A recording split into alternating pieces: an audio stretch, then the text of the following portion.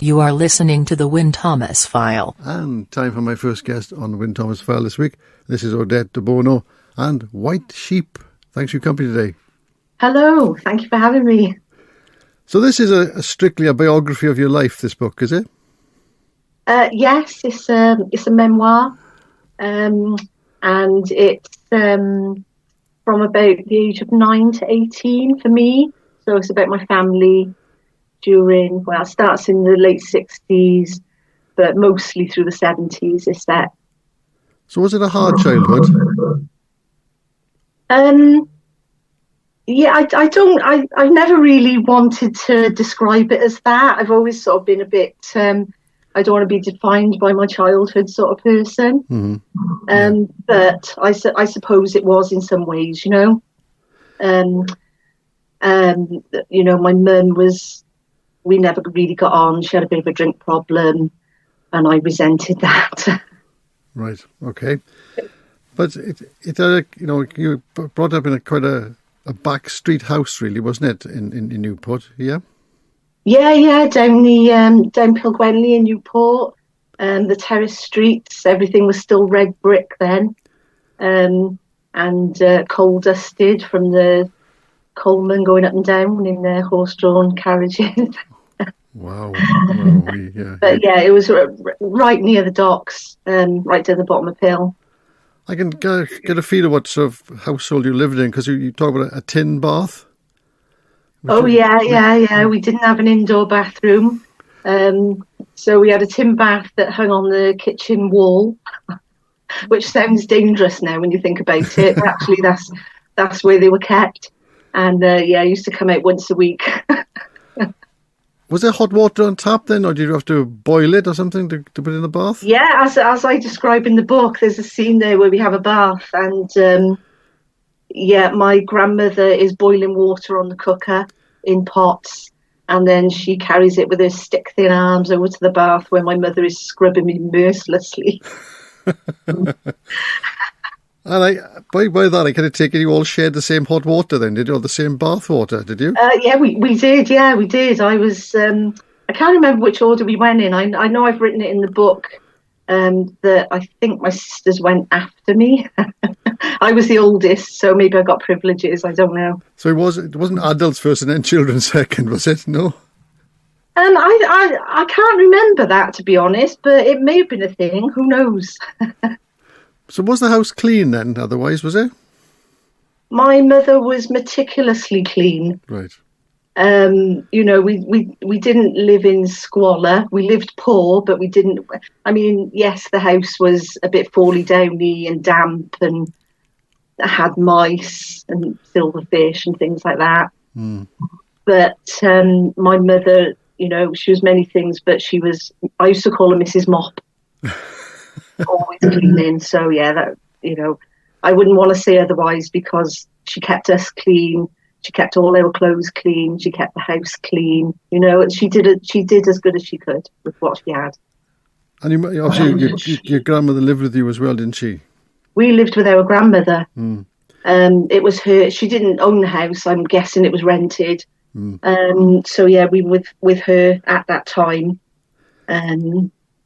But I remember at some point when we were living there, my mum was offered by the landlord to buy the house for £100.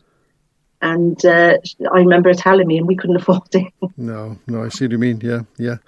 But obviously you talk a lot about your grandmother's woodbines, continually smoking woodbines. Chain smoker of woodbines. Yeah, chain smoker. She always lit one from the one in her mouth. There was never a gap where really a gap, to be honest. Right, okay. Not the best of things, of course. Obviously, probably the cheapest cigarettes you could buy, were they? Woodbines in those days, yeah? You know, I wouldn't have a clue. I was just a little kid. I'm guessing maybe, I don't know, maybe they were the strongest, maybe they were the cheapest, but yeah, Woodbine. But this drink problem your mother's did come between you, did it? It did annoy you in the end, did it? Yeah? Yeah, it sort of always came between us. It was always a big issue for me.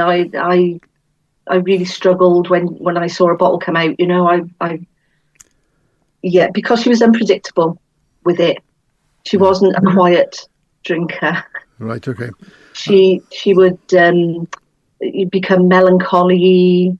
She'd be funny at first, then it would turn melancholy, and then it would turn angry, and then it would turn sad and angry again, and angrier. Yes. Right, I see. So it was quite. Yeah. It's scary, really, for me. I felt nervous around her, a lot. But then again, I suppose you were short of money, so drink was the last thing on the menu, really, wouldn't it? Well, there was a slight resentment about that as well, I suppose, as I got older and realised where the money was going. I love the bit here, which is in the swimming pool, in the changing rooms, with the tin walls, and you kind of trying to get changed, and you're bumping the walls. Are you? Is that right? Yeah. There used to be, I don't know if you know Newport, but on Stowe Hill used to be Stowe Hill swimming baths, and I learned to swim there when I was in primary school.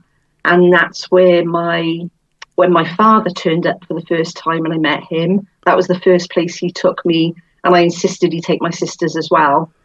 It was just so clear in my mind, the baths and the changing cubicle and getting in the pool. And yeah, literally that's every time I went to the baths, you'd be in this tiny metal cubicle and you'd be banging your elbows against the sides and your clothes would be sticking to you and you'd lose things, and it was just chaos, I don't know how anyone ever managed to do those things. I would think that then you'd have to put your clothes into a basket that went into the locker room then, did it? That sort of thing. Well, the clothes, I wrote about it in the book. There were lockers, you walk out with your little pile, your jewellery and your shoes and stuff like that. And there were lockers, a wall of lockers. And then would you jump into would it be a freezing cold pool then? It wasn't heated in those days, was it? Ooh, that's difficult to remember. I don't know is the answer to that. I would have thought it'd be warm. What do you think? In the 70s? Warm pools? Maybe in the 70s, yeah. Maybe not in the 60s, probably. 70s. Yeah, 70s. I can't remember being frozen in there, that's for sure. Life changed a bit with you. You went to live with Pete from Merthyr. What was that like in the early days? Living in Merthyr? Yeah, with Peter. I loved it, personally. It was such a change from those narrow streets down in Pill. And then we were suddenly at the top of Merthyr on the back of a mountain. It was still an estate, but there was nothing beyond the house but mountain. And I just loved it. And I think ever since then, I've loved being outdoors. I'm an outdoorsy type girl. I like trees. I like grass. I like being outside. And maybe that comes from being in Merthyr, actually. But then there's a big row, isn't there, in the book? A nasty row one night. And from there, things went to kind of fully domestic and refuge after that, didn't it? So things, you enjoyed yourself, but obviously things didn't last that way, did they? No, I enjoyed it because I felt like the pressure was off myself and my two sisters to deal with my mother. Mm-hmm. And I felt like there was someone else there to deal with that. And of course, the two of them were both drinkers and they would frequent the pubs in Merthyr. And, my mum had a fiery temper, he had a fiery temper. And between the two of them, it just really got out of hand, quite often. So was refuge a good thing or a bad thing for you? A good thing. Yeah. I did feel like there was people around and we were sort of buffered from my mum's, let's say, worst moments, Yeah. But you went back to Peter's afterwards, didn't you? And then where? A new house of your own then, just without him? Well, when we came back from Merthyr for the second time, we didn't have anywhere to live and we ended up squatting down Hill in Newport. Wow. I don't know if you know where Asda is in Pill in Newport. No, I don't. But no. Okay, well it's by there, Repair Street. So we ended up squatting for a little while, which was fun, I have to say. There was water there, but there was no lights or anything on, and we weren't there that long before we got a house on the estate. Right. Okay. Lovely. Yeah. So that was back to a proper place again, similar, proper bathroom, or sort of kind of more modern house you lived in. Yeah. Up in an estate called Olway in Newport, and it's quite a.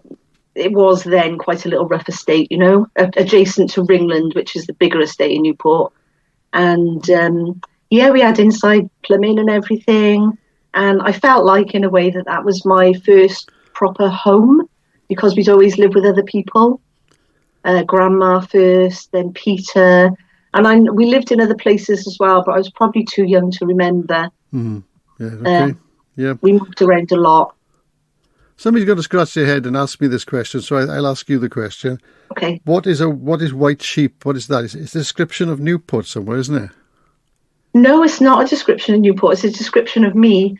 Sorry. My sister. No, that's fine. My sister. As you know, I come from a mixed race family. Right. And as children, my sisters used to, and me, we all used to joke that I was the white sheep of the family. It was just a running joke. My mum hated it, but me and my sisters thought it was hysterical. My two sisters. I was the eldest, then the middle one, Bernie, and then the youngest one, Sam, in the book. So was White Sheep as opposed to Black Sheep, was it? It's a play on the Black Sheep thing, because I always felt like slightly like I didn't belong, or like I didn't want to belong at that point in my life. When I was a child, I didn't want to be there. So I did, and my sisters always got on very well with my mum. They had their issues with her, but I felt like they loved her deeply, Mm. Whereas as a child, I struggled with that. And maybe that's because, I don't know, when I was a baby, she disappeared after I was born for 2 years. Yeah. Maybe that wasn't that bonding sort of thing going on. I don't know. I think I held a lot of resentment towards my mum as a child, and it comes across in the book quite strongly, I think. Yeah. Well, and then finally, towards the end of the book, you say you went back to find your old haunts, but some of them weren't there anymore. Is that right? Sorry, can you repeat? Sorry. Towards the end of the book, you went back to find some of your old haunts, so to speak, or places you lived, and they weren't there anymore. Is that right? Oh, I wrote about that in an article. I can't remember which one, in Nation Cymru or Western Mail, and I was just talking about the street, Grandma's Street. And years ago, they took away half of Pill to make the leisure centre and to make the estate in the middle of Pill. So luckily, our house is still there. That little house in Baldwin Street is still there. Tiny, tiny, tiny thing. And it's a bit sad, really, because I went down a few weeks ago. Recently. And up until that point, people had always lived in it. And I went down and it was all boarded up. There was all metal panels on the front and on the door. No entry. I don't know what's happened down there. But yeah, it was a bit sad to see, really. So I had some promo pictures taken outside the house. And it was really strange looking up at that tiny bedroom window that in the bedroom where I used to share that big bed with Grandma and my two sisters. You do think that, don't you? Yeah. You do think of... Where I lived and how did I manage to survive in a house that small? And also, who's lived there since? Who's lived there since?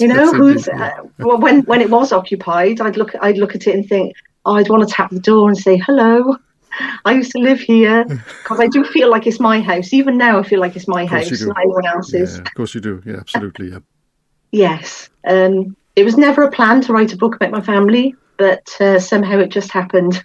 Okay, that's my guest today on the programme. That's Odette Debono and her book, White Sheep. Thanks so much. Thank you very much.